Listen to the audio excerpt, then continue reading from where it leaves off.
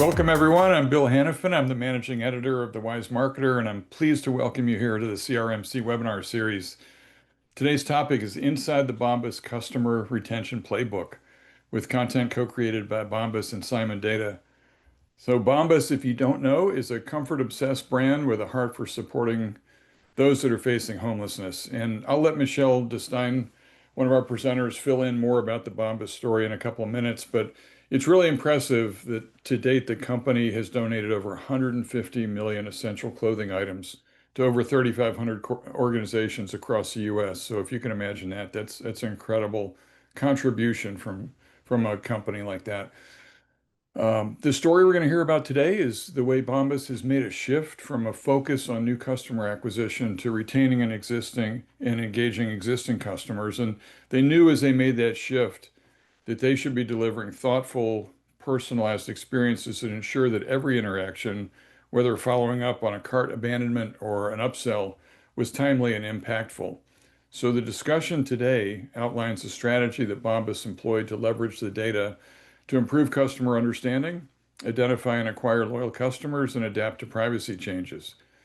There's some impressive metrics that we're going to share, and you'll want to take some notes about how Bombas, with the support from Simon Data, created incremental revenue, lowered acquisition costs, and added to marketing efficiency. So they nailed it on 2 or 3 different fronts there that everybody would be interested to hear about. We've got 2 really, really wonderful people here today, 2 experienced marketers that are going to share the story with us.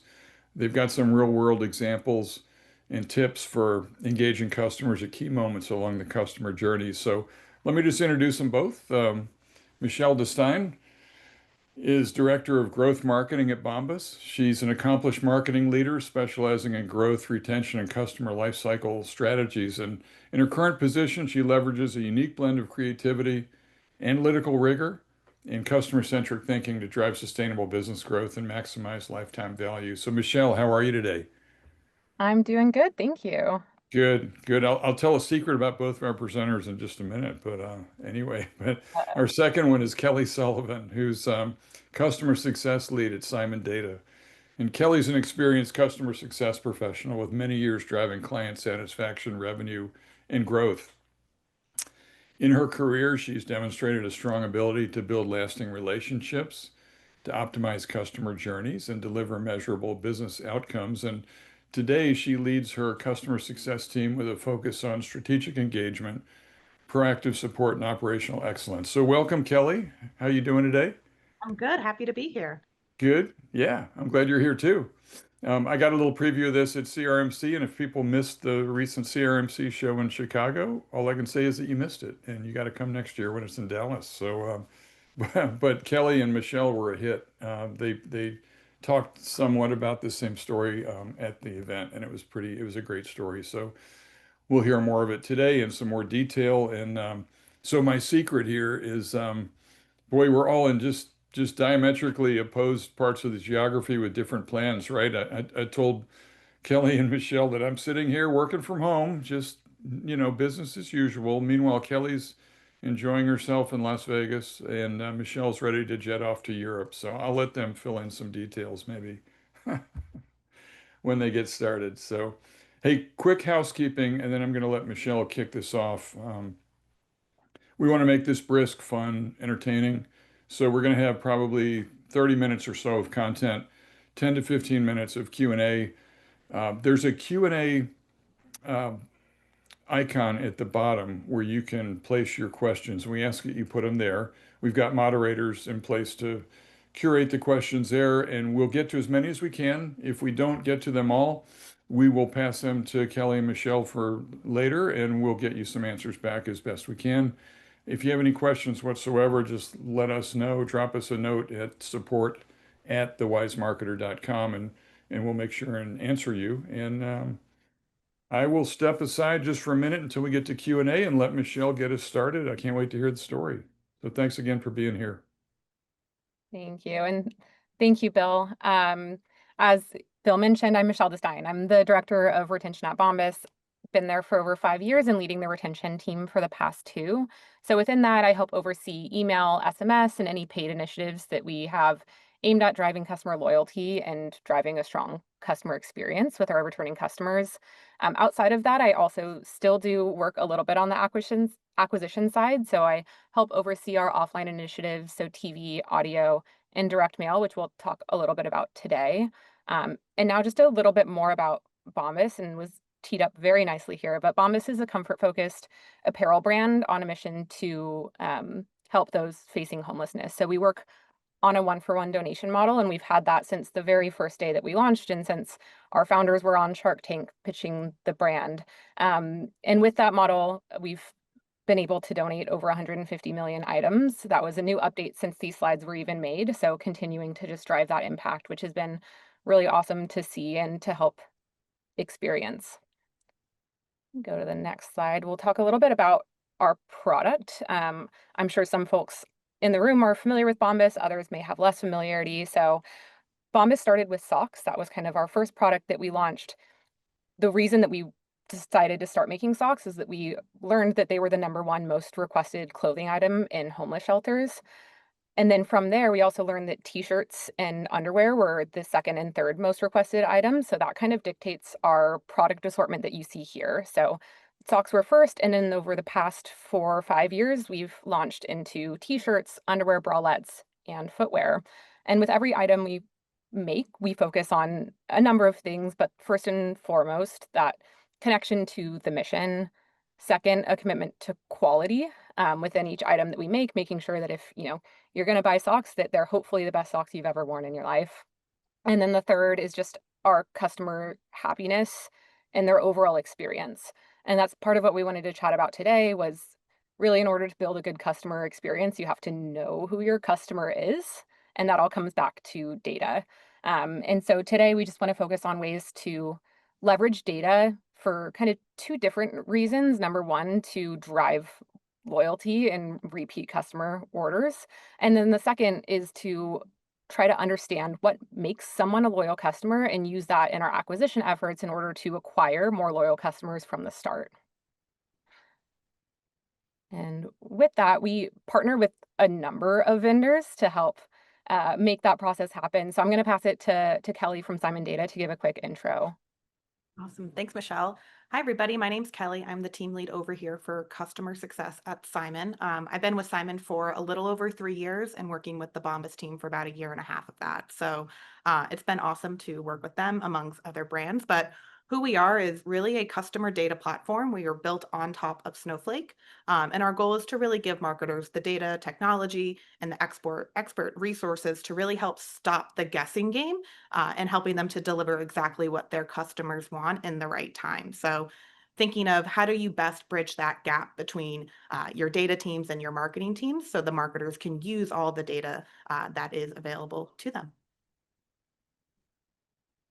So really honing in here at our core, we're that data platform. We've got support within identity, machine learning, and various AI capabilities. But really beyond the tech and the AI, we offer that expertise and the guidance needed to tackle these marketing problems. So what we really like to think about is with the people, not only on our teams, but on the client's end too, is how can we become this one team? How can my team lean in and be that extension of Bombas's marketing efforts and really start to think in their eyes what their customers want? So it's been awesome to kind of be part of that strategy, in there for the execution, and then helping them, use the tech in the best way possible to achieve all those goals. And then a few other brands that we work with, some pretty great ones here across not only the marketplace, so like SeatGeek, Zillow, and 1stDibs, and then large enterprise as well, working with 1-800-Flowers, and then some great brands from the direct-to-consumer standpoint, Bombas, Untuckit, BarkBox, just to name a few. But across all different verticals is really where we have tons of expertise and where we sit today. So I'll give a bit of an overview of our partnership that Bombas has had with Simon, and touching kind of on a few key focus areas that we'll drill in a bit more on today. So Bombas came to Simon in 2020, and we really just needed a place to centralize, like a centralized platform for all of our customer data, for two reasons. I mean, one, to help us with overall data hygiene and efficiency, and number two, for operational efficiency and trying to make our lives as marketers easier when we're looking to do things like segmentation, building models. And so one thing that was really important to us is that as our business is growing, and like I talked about, starting as a SOC company and then expanding to all these other areas, it's just been like an incremental amount of data that we've had that we need to be able to understand and synthesize and leverage.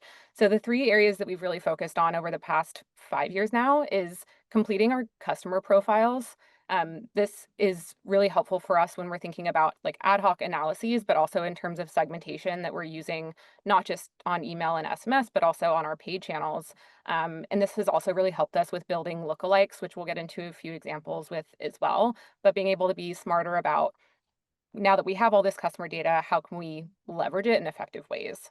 The second one is really about personalizing in key moments throughout the customer journey. And I think that key moments is something that we'll chat a little bit more about, but that's gotten more difficult as the privacy landscape has changed and shifted and, increases in anonymous traffic. How do we make sure that we're hitting the right people in the right moment?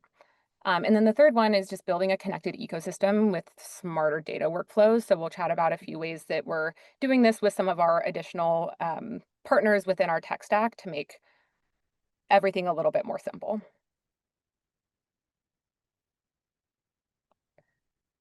So the first thing that we wanted to dig in a little bit on is around customer 360. And Kelly, I don't know if you want to give a quick overview there. Yeah, so kind of think of the core of where Simon's platform is first like stabilized is this thing that we called an identity model. And what this does is it allows us to bring all data in from various sources and create that unified contact profile. So now you're looking at each individual contact with that 360 lens and understanding not just who they are, but you're correctly matching all the first party data back to them correctly. Awesome. Thank you. And for us, this has really come down to understanding the needs of our different customers. I mean, it's pretty obvious. A lot of people wear socks. I'm sure if we were to take a raise of hands on this webinar, everyone would raise their hands in terms of people who wear socks. But one thing that we spend a lot of time thinking about is how there's different use cases and different reasons why people may be purchasing that product. So like Bill mentioned, I am going to be flying to Europe tomorrow. So I will be needing compression socks for a long flight. But that is different than somebody who needs running socks for running an upcoming half marathon, or, me on the weekends wearing fuzzy socks while I binge a season of Love Island. With all of those different products, it kind of brings us in that there's different demographics, different use cases that we're trying to understand at all times. So the product data and the demographic data, I think, are also really important and play hand in hand together. One example that I love to give on our end is we also see differences within the different channels. So I personally don't use a lot of social media, but I'm really, really into SMS. If one of my favorite brands texts me about a new product, I'm on their website in 5 seconds. And we start to see these differences come to life in Bombas. So we see differences even in our product support and different channels. So some of our like frilly socks, some of our, more dress up occasion type socks, we see work really well in SMS, where like a core everyday wide ankle sock might work better in email. So having the customer 360 and having all this data in one place helps us understand how are their differences and who the customer is, what they're looking for, and where we can reach them. And one way that this has really helped us is being able to take this data and use it for building lookalike audiences. So I wanted to walk through a couple examples that we've seen success with at Bombas, specifically with this holiday shopper. I think probably not a huge surprise to anyone here, but socks are a very heavily giftable item. We see a huge seasonal uptick in the holiday season. Also, with things like the weather happening, it's more in the season that you want to be buying socks and slippers and have those products on hand, either for yourself or for gifting. And what we wanted to really try to understand is we see differences in our holiday shoppers and our non-holiday shoppers. I think one big reason for this is that we, run a holiday promo, and we wanted to understand, how do these two different groups of customers, depending on their purchase time frame, work differently when we then look to build lookalike models to run in our acquisition efforts. So you can see on the right what we did here. This is Simon's no-code segment builder. And so we were able to look at customers who purchased outside of holiday. For us, we wanted to really make sure that we're not just targeting people who are buying gifts and people who are looking for a promo, but looking for somebody who is coming to us during the non-promo season and buying us not just for gifts, but also for all of those other occasions and reasons that we talked about earlier. So with this, we layered in those date ranges that they've purchased socks. We also layered in some values for AOV and lifetime orders just to make the audience that much more high performing for us. And with this, when we ran this audience, we saw a 19% increase year over year in conversion rate. And then the second part that was really interesting to see was that we actually saw an improvement in our cost per acquisition despite increasing spend by 23%. So for us, this was a great win and identified that this is not only efficient for us to acquire these customers on our paid acquisition channels, but also we know from the data that we have that these customers are more likely to be more loyal down the road. And another example, one that we wanted to chat through is, like I mentioned, we started as a sock company and have expanded into other areas. And one thing that we've seen is that customers who are buying us or coming to us for socks and underwear and t-shirts and slippers are more valuable for us than somebody who's just coming in for socks. So what we wanted to do is understand, are there specific things in the data for a multi-category purchaser that we can leverage and try to target those customers again through our direct mail program. And so again, similar segment build on the right, but the way that we structured this is we looked at customers who have purchased socks and any of the other categories. So you'll see socks and underwear, socks and bralettes, socks and t-shirts, socks and slippers. And when we tested this audience against our standard audience and sock creative with the multi-category audience and a multi-category creative, we saw a 36% increase in non-sock revenue. So I think to us that showed there is something within this customer data that is actually indicating that there are customers out there that match these loyal customer bases that we can tap into from a paid media perspective. Awesome. And I wanted to talk a little bit like, why does identity matter? And Michelle had talked about this a little bit, but when she's going in with her team to build these highly personalized segments and really trying to understand which audience should be in a testing or which one shouldn't, who should we build the audience to resemble? This is all going to come back to identity. So at the core of Simon's platform, like I had mentioned, we have that identity model. And this is going to be the framework that everything gets built on top of, all of your audience creation that you can then push down to various campaigns. And it's really important to think about, not only from a marketing lens, what does that mean when I know exactly who the consumer is and what they're doing online, but also from a compliance end, third-party cookies, those are going away. It's going to be increasingly more challenging to identify who is on your site, what are they doing, how can I best follow up with them after their session. Various different privacy and regulations tightening, people, browsing on multiple devices. The moment someone opts in or opts out, you really have to honor that as a brand. And if you can't draw that opt in or that opt out right back to that exact person with complete certainty, it leaves a lot of gray area in a marketing program.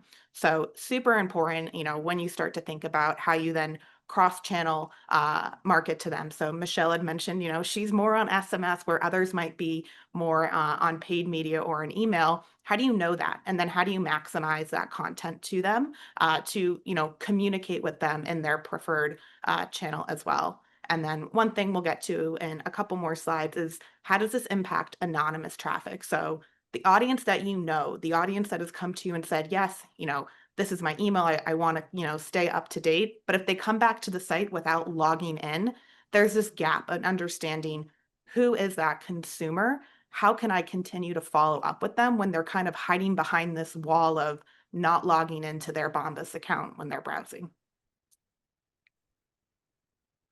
Yeah, and for Bombas, that identity is critical to be able to personalize in those high intent moments for a few reasons. The first of which is socks has a very short consideration window. Normally, if you are in the market for a new pair of socks or you wear a hole in a pair of socks, you're making that decision within a day or two, or even immediately.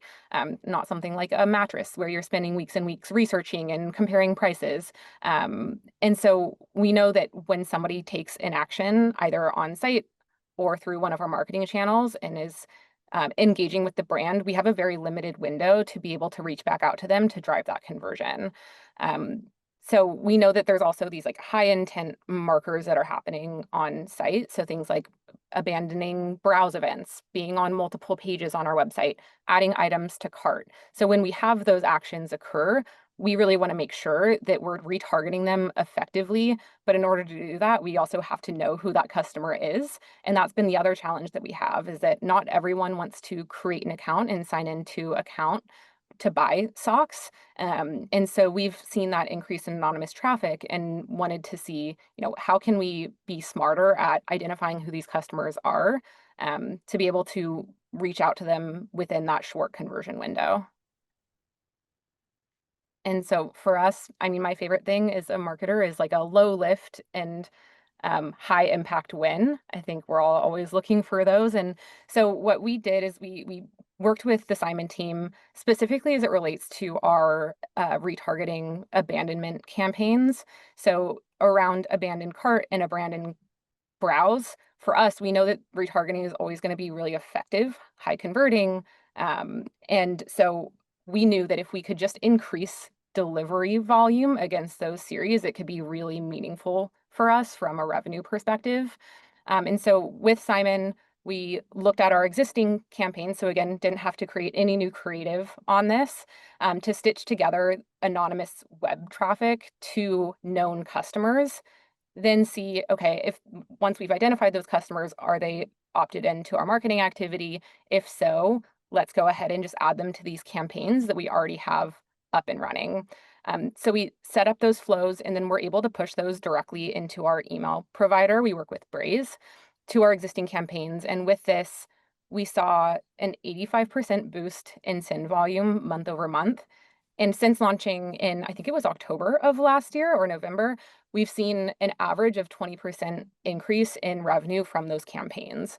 So again, just want to reiterate, like, no additional creative, no additional briefs. Really, this was, how do we just take an audience that we know is active on our site, identify them, and add them to pre-existing campaigns? Awesome. So I wanted to give a little bit overview of how is Bombas set up in Simon to achieve all of these campaigns. So right in the middle, you'll see Simon sitting on top of Snowflake. And what we're doing here is bringing in all their customer data that's going to be relevant to understand how we want to break up their audiences for campaigns, coming from three main sources. So we have the Simon Signal and Identity Plus at the top. And what that is a pixel on site that's really helping us to attract not only the known users, but that known browsing anonymous user as well. So myself looking back at the socks and maybe a tank top, but I'm not actively logged into my account while doing that. We're also bringing in data from Shopify so we can start to understand what were all the past purchases looking like. How can we layer that into understanding who and when to cross-sell or upsell to? And then third, connected to Google BigQuery just to bring in any additional customer data as well. So three main sources bringing into the platform, allowing us to create that one contact profile, allowing Bombas to not only have those real-time events coming through, but to be able to curate different audiences for the lookalike campaigns that they have as well. And then from there, we're pushing out to various end channels. So the first being Braze, which is where Bombas is doing all their orchestration from email to SMS. We're actually connected to Braze in two ways that makes it really kind of beneficial for Bombas to take advantage of the partnership we have with Braze. One is just pushing that raw audience downstream to say, hey, this is the group to send this message to. But we're also using our trait syncing capabilities to help them manage what pieces of data are living on the contact profile, both in Simon and Braze. And this is really helping them to add that layer of personalization in from a content perspective. So not only are we supporting who the message should be going to, but dynamic content to understand what should the message have, how do we enhance that personalization when you guys are building out those messages. And then lastly, we're pushing audiences for various lookalike and suppression campaigns to paid media channels like Facebook, Microsoft Advertising, and Google Ads as well.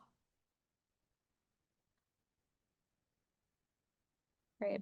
So I wanted to just give an example on how we've used specifically the trait syncing within our email program. So one feature that we launched on our website is the ability to build a custom pack specifically for our underwear business. And we had the question going into this of who is the right audience to receive this message? And we kind of had two different hypotheses. The first is that this is a great message for anyone and everyone. And then the second was this actually is maybe a really great offering for people who have tried Bombas. The thought being they've tried our underwear and they want to be able to try more of a breadth of either colors or styles or materials.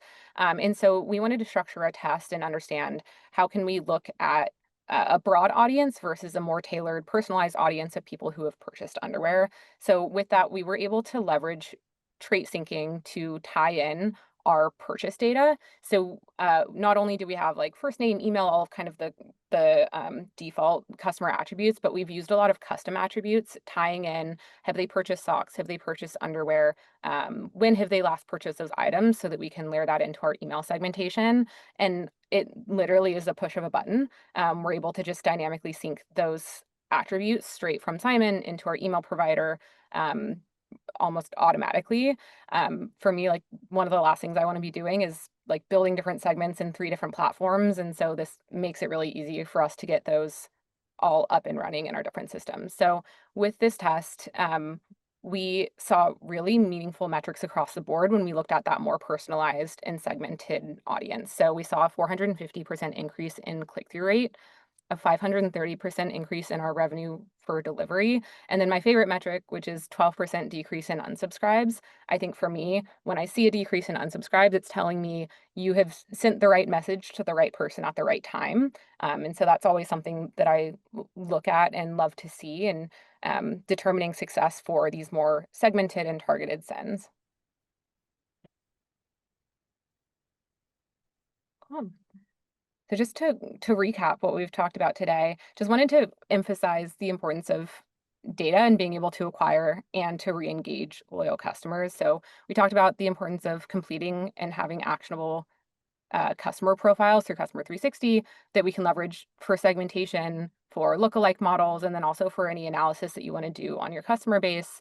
The second one of just being able to personalize messages in real time and being able to identify those and increase eligible customers in our abandonment campaigns has been a huge success on our end. And then the third of which is just integrating other data sources and marketing platforms to be able to segment smarter and improve not only our email KPIs, but improve the workflow and the time spent among the team of building different pieces out in different marketing platforms and having that all in one centralized place. Yeah, and where we're thinking of, where can we go next in the second half of the year? We're super excited that Bombas is going to be joining in kind of in our AI program, which is actually why I'm out in Vegas doing our AI summit right now. But really having them participate in this to start to understand how can we enhance their strategy using AI to, dig into their data more, capitalize on different moments or campaigns that we can bring to not only take it to the next level from a strategic perspective, but allow her team to work that much more efficiently in getting out various personalized campaigns at the right moment to really honed in personalized and segmented audiences. So super excited to pair on that for the back half of this year. So awesome. That is kind of it. So thanks everybody, but we'll pause here for any questions. There were a lot of questions, but that was really interesting. I was just thinking about the challenge that you created, and that's one of the questions that popped up is how do you, this is for Michelle too, just think about this, when you have a really neat brand like Bombas and you're creating just great products that last forever, how do you drive continual demand in categories that are considered basics? I love that question. I really think it has to do with a, a few things. I think number one, like I mentioned, those different use cases. I mean, I think for me, before I started at Bombas, like I reached into my sock drawer and grabbed the pair on top and went about my day. And now that I have like more information than anyone ever needs on the types of different socks, I have found a lot of value in having different socks for different occasions. So I Uh-huh. have like, I even have my drawer at home sorted by like cozy indoor, by, athletic, I have, hiking socks. And I think that's one thing that we're always trying to do is educate without over explaining. It's a very simple product, and we want people to understand that there are key product differences in the different things that we make while not making it overly complicated because at the end of the day, it is just a pair of socks. So I think a lot of it comes down to messaging and then also understanding from a segmentation standpoint, are there things that we can identify where, hey, this person has tried two athletic socks. How can we get them to try a third collection? This person has tried, frilly socks and we're launching sheer. We think that this person is really liking more of our, fun fashion type of socks. So I think twofold in education and then also reaching the right person. I think it's kind of the art and science of marketing. We're talking a lot about the science today, but the art is, think about that, creating a brand where you can create aspirational value for something that you might otherwise have considered basic in the past. So huge accomplishment. And by the way, you got some props here. The follow-up question was more of a statement. I love my Bombas slippers. So Love you've that. you've got some good fans in the audience, which is a good thing. So we're talking about lookalike customers, and I think that's always fascinating. How do we find people that have potential but haven't identified themselves yet? And Kelly and Michelle, you're both talking about different data sets and website navigation patterns that you're looking at. But was there one that like was the champion approach to identify lookalike customers? Was it shopping cart abandonment? Was it something else? Yeah, I mean, I would say it's basically the inverse of our funnel. So purchase is always going to be the top driver for us. I think what's interesting is that we've looked at different lookalikes based on different purchase behaviors. So, at the higher level, has somebody bought, socks and underwear and socks and t-shirts, the example that I walked through before. We've actually tried to do similar models with more granular data. Like, has somebody tried a running sock and can we get them to buy running socks if we do a lookalike model? And we actually see less of an impact there. And I think that starting at the very highest level from your purchase data for us has been the most effective. Whereas you start to get more granular, it starts to not be as effective. It works well from us from a conversion standpoint, but we're looking at correlation of like, okay, the goal of this was to drive athletic sock purchases. Those have been a little bit tougher for us to see that one-for-one correlation than starting at kind of the high category level. Hmm. One thing I'll add Okay. to is I get that question a lot when, we have new customers coming in or, it's the start of the year and we're starting to think about, what are the strategies in which we want to accomplish. Within Simon, on every segment, we have the ability to put what we'll refer to as segment KPIs. So they're custom cards that live on every audience that you build, and they can average out, what is the engagement rate like in email? What has the purchase count been, the average order value, et cetera. And you can see how that measures to the audience that you're building. So a lot Hmm. of the times too, we're going in and we're brainstorming. We think the ideal customer looks like this. How does it actually play out when we, look at it from the KPI scenario and say, does this match what we were expecting? Yes or no? And it gives us that time to adjust the audience and learn from these things. Because, we don't always have those answers, but we can use these tools to help, get us to an answer so we can make the right decision of, okay, this is what they should look like. Send that, one out for a lookalike or a suppression. Okay. There's a question here about seasonality, and the person's asking, what do you do differently during off-peak, like summer, if that is off-peak, compared to the holiday season when socks are more in demand? A great question. I would say a lot of testing. Um, no, I mean, primarily that is like when we go into our holiday season, normally on our end, we have done all of our testing for the year and we are executing on what we have learned that works. I think the other things that we think about too from a seasonality perspective is, how do we adjust certain things in our content? We actually have more recently launched more summer products. We launched our first like EVA slide. So Mhm. you can wear it at the beach and at the pool, and it comes to life in our photography style. So even though it's going to be a little bit seasonally lower, like our main focus is on that time is how do we prepare ourselves to be ready for our peak seasonality? And then number two, how can we still message things that have, relevance during that time period as well? Mhm. I'd say there's also, a good amount of work that we do around filtering in and out unengaged customers from our email and SMS list. There's going to be, certain people who live in hot parts of the world who aren't necessarily engaging with our content I'm in the middle of a heat wave right now in New York City. And so layering in engagement criteria, if someone hasn't engaged with your messages in the last X number of days, let's keep them suppressed for now. And then when we get back into the holiday season and when we get back into peak seasonality, let's start increasing messaging and seeing if that gets them to be re-engaged with the brand as we get into our peak seasonal time period. Okay, that's great. So there's a question here too about the cross-selling and kind of expansion from the core line into building your own pack.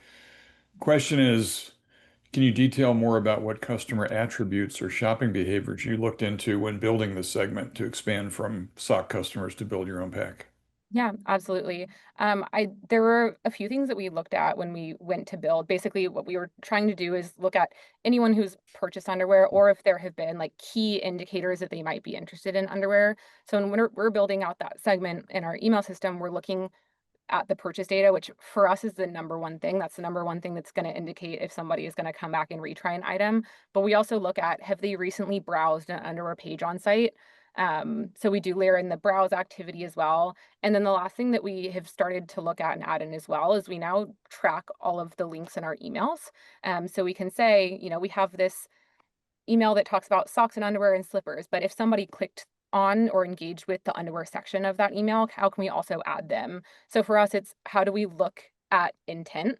And intent, I think, number one is going to come from past purchase behavior. That's going to be the biggest predictor, but also have they recently browsed those products or a collection page, or have they engaged with content across Mhm. our ecosystem with that product? And that's kind of how we've been thinking about it. Okay. Okay. Yeah, that's good. And so there's a follow-up to what you were talking about before. And question was, do you have different onboarding journeys and timelines based on when customers are acquired? And sorry, do you mind repeating the question? Um, they're asking whether you have different, if your onboarding journeys vary Mhm. based on, and have different timelines based on when the customer was acquired originally. That's a good question. Not necessarily based on timing, of when the customer has been acquired. Our welcome journey and our onboarding timing tends to stay pretty consistent. I will say that some of the differences and shifts that we have made on the content is happening around like specifically post-purchase, what have they bought? So we have specific emails that will go out in our post-purchase series if you've tried bralette with a few, wear and care details for our, EVA slide, how to, clean them and wipe them down. That's something that has been kind of an intentional effort on our end, is because now that we've offered so many products and it's not just socks, there's different things that somebody who has just purchased those products might need to be aware of. So again, that's another instance where we are using the trait syncing to sync in the last purchase behavior, and then being able to target content to just give them more information about the product that they're, going to have out their doorstep in a week. Hmm. Okay. Okay, that's great. And you knew this was coming, both of you. I'm sure some questions about AI. And I think Kelly, you said you're at an event right now where you're talking a lot about AI. So the question though, it says, are there any plans to build AI into the Bombas website so that when I'm shopping, I can have a conversation about my needs and get recommendations? I'll defer that one to Michelle. I Okay. will say we do have chat on site right now. A lot of it is live agents who are going to be able to help with all those questions. To be completely honest, I don't have a great answer to that. I know our customer happiness team here is probably thinking a lot about it and how to improve that, but I am not as privy to those conversations. Right. Yeah, Could we and say possibly inevitable? Are those Genuinely not sure. generally not sure? Okay. That's Go fair. ahead, That's Kelly. I fair. think Kelly has yeah, some I was just great gonna say insight. from the Simon perspective on AI, it's really how can we start to use uh, data about customers and the data about what's around them to find and hone in on the right moments. So, for example, holiday and gifting is huge. We know calendar holidays are always going to occur at the same time. Mother's Day will Mm. always be in May. Father's Day is always that June timeline, similar with the end of year holidays. But Right. birthdays vary. So, how can you use AI to maybe capitalize on what the gifting messages are? So, you can Hmm. remind me in 12 months, hey, for your boyfriend's birthday, you got him socks. It's that time of year again, and prompt them to kind of repeat that same gifting behavior about the holidays that are more important to, or I shouldn't say important, but more relevant to that individual consumer versus the mass marketed ones. Hmm. Okay. So there's a couple interesting questions. I think this one probably, Kelly, you might want to take a start at it at least. But um, you had talked about everybody's sort of talking about zero party data. That seems to be the and for good reason, right? With deprecation of cookies. And you mentioned it as one of the big whys. Why is identity important? So you talked about that at the outset, but um, you really hit on the point that there's so much unrealized value in the third party data that's out there. And so, curious to hear you talk a little bit more about that because I think people maybe are almost overlooking an asset that's there. Absolutely. I mean, there's so much about the customers at the zero party and first party data that are going to help you make informed decisions. But there is so much going on around all of us at any given time that's going to layer into any decision making pattern. So, Hmm. how can we start to layer in that third party data and bring it in at that right moment? Weather is going to be different depending on where you are at any given time, and it's potentially going to change. Thunderstorms roll out of nowhere. Different areas experience heat waves at different times. How can you capitalize on that to understand, hey, this is the mindset that somebody's going to be in their purchasing stage because of X, Y, and Z, what's going on around them. And to do that at scale is really where the AI comes in. Hmm. My weather is going to be different from Michelle in New York. Most times out of the year, that's pretty standard. But as things start to fluctuate, how can you pivot your marketing strategy, what you want to share with them or what you want to tell them based on any given changes in maybe a weather and pattern, just for example. But trying to think of all the ways that all of our environmental factors change and how to best apply that into your marketing strategy and then doing that at scale. Your customers are always going to be all over. You can't just, pinpoint one type of campaign. Right. No, that makes a lot of sense. Absolutely. And so I'm just curious with you both talked about the high levels of anonymous traffic in the business and maybe in particular, is it skewed a little bit higher maybe in the Bombas business, just the nature of it? Not sure, but I'm wondering if you could talk a little bit more about how you balance the profile acquisition efforts that you have underway with privacy concerns, because I think like the elegance is in the execution. You can gather all the data and know that you can contact somebody. The question is, when should you and how do you and what's that message? But could you talk about that just for a moment? Yeah, I mean, I think for for us too, and I think, I talked about this a little bit, but I think it's some of it is expected behavior, specifically with, um, you know, Bombas as a business being that we, sell socks. Uh-huh. And then also we don't typically run a lot of like promotions. So I think in terms of somebody actually signing in and explicitly identifying themselves, I think it's an expected behavior that we don't see that maybe as commonly as other brands or subscription brands or, places where you really want to have your account information on site. But I think it really comes back to like making sure that we're always being cognizant of privacy regulations. So having Hmm. additional layers, making sure that we're correctly identifying them, cross-referencing their opt-in status, like being obviously very careful about that. But I think maybe a slightly different mindset just because I think that that is expected behavior. We expect to have high amounts of anonymous traffic Hmm. versus, some other brands where it might not make sense to have as high of anonymous traffic as we do. Yeah. Okay. Anything to add to that, Kelly, or is that? No, I think she said it perfectly. She did. She did. So as you were talking, Michelle, about that, there was a little follow-up question to the zero party and behavioral data. So Kelly, either one of you might want to take this, but here's the question. What would you say is the level of value between zero party versus behavioral data This person at least has found that zero-party data related to opinion, what people say, a little less reliable than the behavioral data, which obviously is what they did. So they're just looking for some feedback so maybe it can help them in their own work. Yeah, I mean, I think from where I sit, I always try to layer back to what's the specific use case at hand, understand that first, and then, the answer kind of could pivot depending from there. But I do agree. I think the first party data of what they actually did is always going to be the most important because it's based in fact. That zero Right. party data of kind of that more squishier data can help you maybe lean into more of that testing strategy of, okay, we know this for sure, this is what, is also out there. Could we use that to separate an A versus a B audience in a test? But it's definitely both valuable for sure. Yeah. Okay. All right. Well, there are a couple more, but I think there are a couple more questions I'm just going to refer to you after the webinar. You can have a look and maybe respond to folks. You'll also have to, Michelle, navigate all the requests for free Bombas Oh socks, gosh. stuff like that. So that that was as inevitable as the AI question. So we knew that was going to happen. But I just wanted to thank you both, though. I know you're both in the midst of a lot of different things and fresh from the conference a couple weeks ago. So I appreciate you taking the time to do this, to tell the story. And I think it's one that's so applicable to any retailer that's working in the omni-channel kind of environment and trying to navigate the world online. So very important and well done. And so I just want to thank you both, Michelle Destein from Bombas and Kelly Sullivan from Simon Data. Great job, and thanks to CRMC for putting all this together. And just thanks everyone for being here, and we'll see you back here next time.